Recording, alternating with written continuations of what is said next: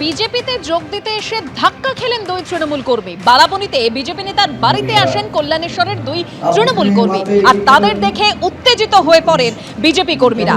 সবুজ আবির মাখিয়ে কার্যত ঘাড় ধাক্কা দিয়ে বের করে দেওয়া হয় ওই দুই তৃণমূল কর্মীকে।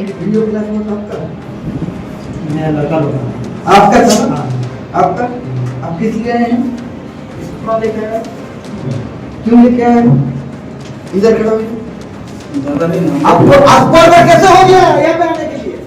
कौन बोला आपको यहाँ पे आने का? आपको कैसे आपको कैसे होगा बोलिए?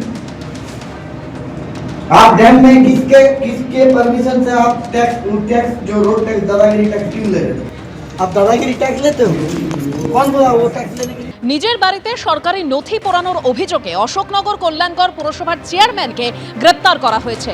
এবার ধৃতকে কোর্টে তোলার সময় ডিম ছুঁড়ে বিক্ষোভ দেখানো হলো।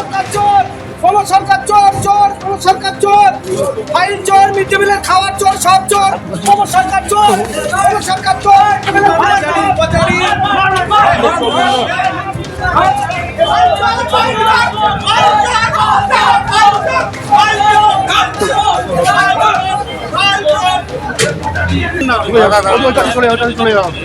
চোর চোর চোর, সরকার চোর, সরকার চোর চোর, সরকার চোর, ফাইল চোর, মিড ডে মিলের খাওয়ার চোর, সব চোর, সরকার চোর, সরকার চোর।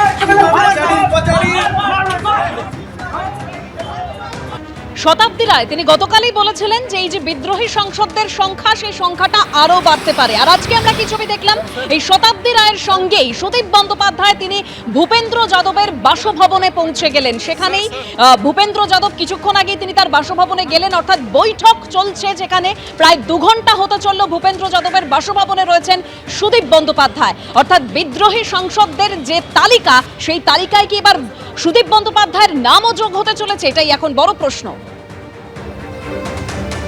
আবু তাহের এই বিদ্রোহী সংসদদের মধ্যে যে চিঠি দেওয়া হয়েছে লোকসভা স্পিকারকে, সেখানে তার সই রয়েছে, সেটা তিনি নিজেই জানিয়েছেন।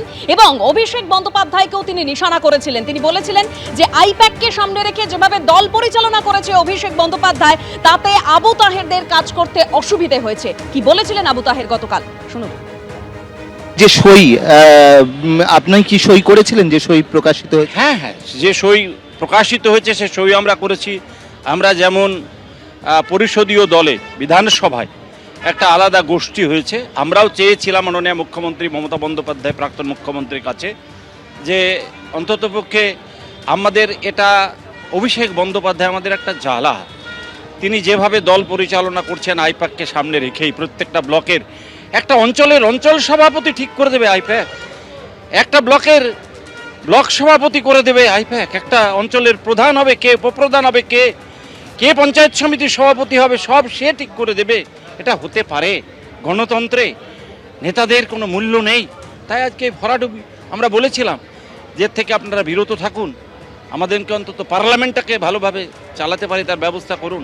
কর্ণপাত করেনি, তাই বাধ্য হয়ে আমরা 20 জনের একটা আলাদা ফোরাম তৈরি করে আমরা চেষ্টা করছি, পরিষদীয় দল যেমন কলকাতায় করেছে আমরাও পার্লামেন্টে ওই রকমভাবে একটা গোষ্ঠী করে চেষ্টা করছি।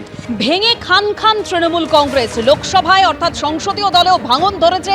19 জন বিদ্রোহীদের তালিকা ইতিমধ্যেই প্রকাশ্যে এসেছে, যেখানে 20 জন কি হতে চলেছে। কারণ সুদীপ বন্দ্যোপাধ্যায় এবার তিনি ভূপেন্দ্র যাদবের বাড়িতে বিদ্রোহী শিবিরে কি তাহলে তিনিও নাম লেখাতে চলেছেন? আর পরিষদীয় দলে আগেই ভাঙন ধরেছিল। ঋতব্রত বন্দ্যোপাধ্যায় কি বলেছিলেন শোনাবো। রাজ্যসভায় সংখ্যা আরও কমলে আমি এতটুকু অবাক হব না। এটা বিজ্ঞান, মানে ইন্টারেস্টিংলি এনাফ, যে বহু বছর আগে একটা পৃথিবী বিখ্যাত বই 18th ব্রুমেয়ার অফ লুই বোনাপার্ট, তাতে লেখা হয়েছিল history repeats itself first as a tragedy and then as a farce. আর এই সং আছে, গঠন নেই যে ক্রাউন প্রিন্সের সংগঠন, এই ফ্যাসিবাদী মনোভাব, আধিপত্যের মনোভাব, এগুলো গণতন্ত্রের পক্ষে বিপজ্জনক, গণতন্ত্রের পক্ষে স্বাস্থ্যকর নয়। স্বাভাবিকভাবে রাজ্যসভাতে 3 জন ইতিমধ্যেই ইস্তফা দিয়েছেন। শোনা যাচ্ছে আরও অনেকে যারা এই পরিবেশে পারছিলেন না, তারা হয়তো কোনো সিদ্ধান্ত নেবেন। লোকসভাতে 19-20টা নাম দেখা যাচ্ছে। সংখ্যা বাড়লে আমি অন্তত ব্যক্তিগতভাবে এতটুকু অবাক হব না। এবিপি আনন্দ, এগিয়ে থাকে, এগিয়ে রাখে।